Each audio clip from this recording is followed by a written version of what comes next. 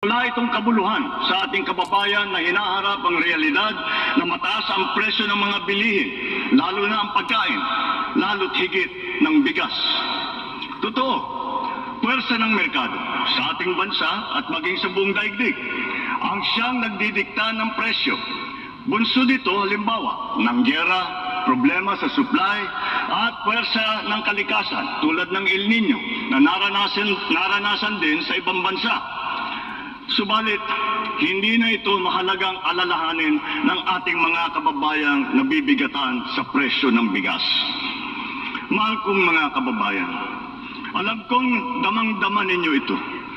Hindi natin winawalang bahala ang inyong mga hinain at hirap na dinaranas.